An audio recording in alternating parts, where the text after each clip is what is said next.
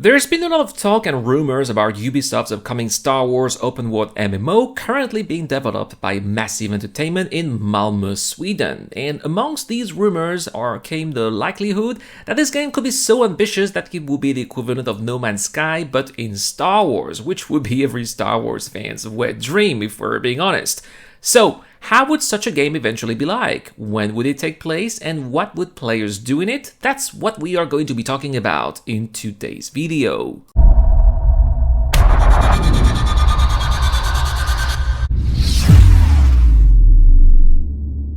Hello and welcome to the channel, it's Irad, and today we are going to try to imagine how Ubisoft's Star Wars MMO is going to eventually be like. It's currently being in development by Massive Entertainment in Sweden, and so in order to do that, I think that we should first have a look at what was done before in previous Star Wars MMOs, as well as in other games of the same genre like No Man's Skies, Elite Dangerous or Star Citizen. We will also take a look at the current technologies that are at the disposal of Massive Entertainment, because this is, in fine, what will define what we'll be able to do in the game or not.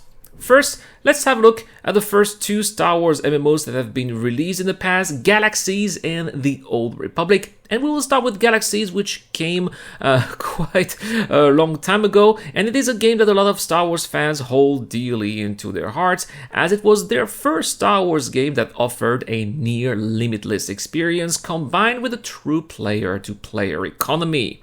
The game released in 2003 and went live until 2011. It somehow survived thanks to some dedicated fans who have retro-engineered the game and run them on private servers. In Galaxies, players were free to travel on several worlds as well as in space and do whatever they wanted. Trade, fight, explore, raise creatures, and they were even more mundane professions such as, for example, chef, entertainer, or architect. It really gave us the impression to be part of the Star Wars universe, not as some kind of superhero with superpowers like the Jedi, but as simple people trying to make their way into the universe, and this was the very reason why so many players were so personally involved with this game.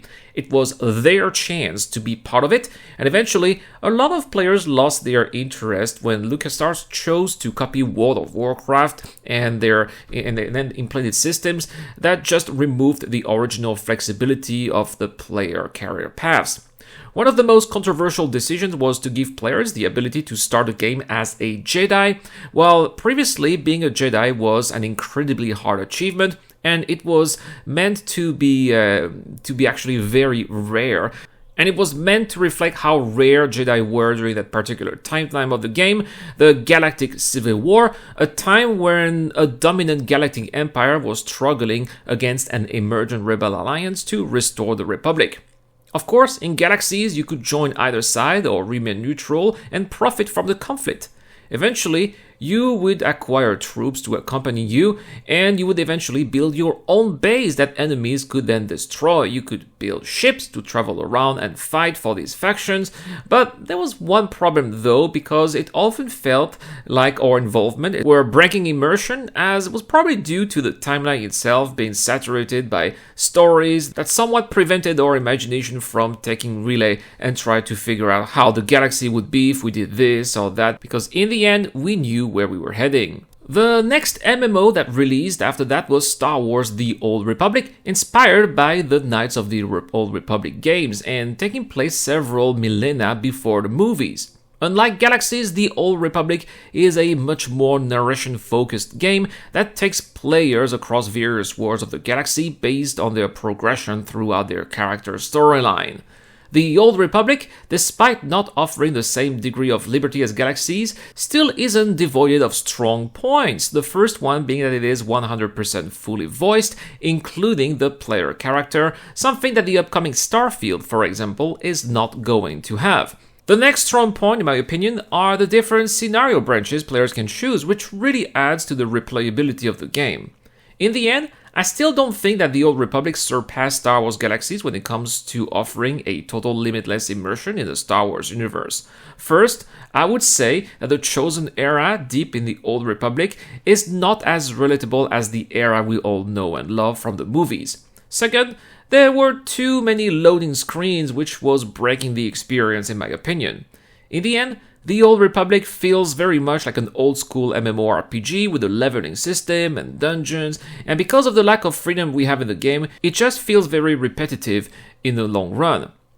So, now that we've made these recaps about what was previously done when it comes to Star Wars games, let's try to figure out what we've learned from these past experience, and how we can make a synthesis of what could this project be, also while keeping in mind what already exists right now. So, actually, Ubisoft does own some technology that allows them to make such a game, and that technology comes from Beyond Good and Evil 2, which actually we were shown some footage of their engine a couple of years ago. I believe this was in 2018 or 2017, where we could actually see the player on a planet, and then we would just zoom out of the planet and then zoom out of the star system, and we could see the entire galaxy. Everything was seamlessly rendered in and out, and it was very impressive. This is how they were able to create their own galaxy in Beyond Good and Evil 2, and I believe that by the time Electronic Arts lost the exclusivity to Star Wars, right, this is when Ubisoft saw the opportunity to use this technology to make the Star Wars game that a lot of people have been waiting for such a long time. Also, when it comes to gameplay opportunities, well, I think it's pretty easy to see also what's happening in other games. We've got exploration from No Man's Skies, the discovery of new planets, of new species, but we could also take infiltration gameplay and also FPS gameplay, combat gameplay from Star Citizen, for example, or also bring back some of the crafting and more mundane gameplay that was already done in Star Wars Galaxies and bring it back into a modern setting. Now, let's talk about the era. And I think that the perfect era for this game would be the time period just after the Battle of Endor. At this time, both the Empire and the Rebels possess the assets that we all know and love, and thus it would make sense for us to have access to them in the game. Also, at that time, the Empire is still a major force, while the Rebellion is gaining momentum and is becoming capable of standing its ground on a military basis against the Empire. We therefore have two factions that are balancing each other, and from a gaming perspective, this is an ideal situation. It's also an era when Jedis are all but near extinct, so we shouldn't be bothered by laser sword handling space wizards, but instead focus on the day-to-day life of the average galaxy citizen, which I think, given how rich the lore is, would be far more interesting, and this is exactly what made the appeal of Star Wars Galaxies. Next, let's talk about what could be done in such a game, and since this is an era when the Empire is fracturing itself into warlord factions and the Rebellion turns into a decentralized New Republic, I think that it would be awesome if players could create their own factions and fight for the control of their own territory.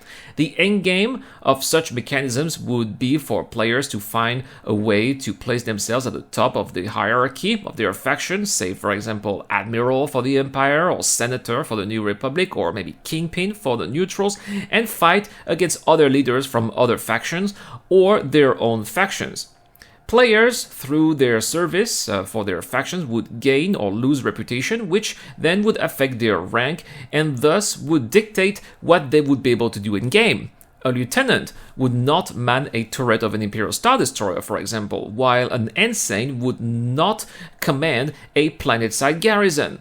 A colonel would probably not fight in the front lines, while a surgeon would not be at the helm of a corvette. But for all of that to work in a realistic fashion, the game would need a solid economy that would then be ideally led by players, just like how it was in Star Wars Galaxies. In Galaxies, players would gather resources who would then sell them to craftsmen. Craftsmen would then transform these resources into finished products that would then be bought by other players, civilians or combatants alike. To find resources, exploration would be the key. Should there be a ludicrous amount of planets in the game? It's totally feasible to do, actually, thanks to procedural generation, and there are plenty of barren, empty worlds in the Star Wars universe, so it would make sense to include these worlds as well, which do not need to be as exciting as poster worlds such as Tatooine or Naboo. Exploration data could then be sold to miners, but possibly other factions or professions. Say an explorer finds a hidden pirate camp. Selling that data to competent authorities would be a good idea, and also could offer then combat missions with the aim of eradicating the nuisance.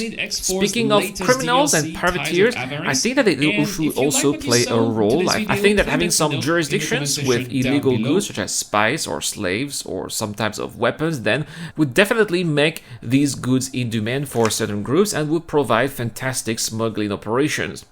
This would also open a whole new law enforcement gameplay loop where players will be able to hunt those smugglers, and then this would then lead to hunt those smugglers, which would then be on the run and be wanted by bounty hunters, opening again another gameplay loop. Ideally, an open-world Star Wars MMO would therefore give players the chance to experience life in a recreation of a day-to-day Star Wars universe with its economy, its drama, and its political and military intrigues, with as little boundaries as possible, providing them with the limitless experience we have started to see in other games over the past couple of years. But let me know in the comment section down below, guys, what would be your vision of Ubisoft's Star Wars MMO. I'd like to know your thoughts on the matter, and perhaps if you are worried because of Ubisoft's latest track records, well, also let me know how you feel about the capabilities of the French publisher to deliver such a game. Anyway, that is all for today. I have been Irad, and I will see you guys later.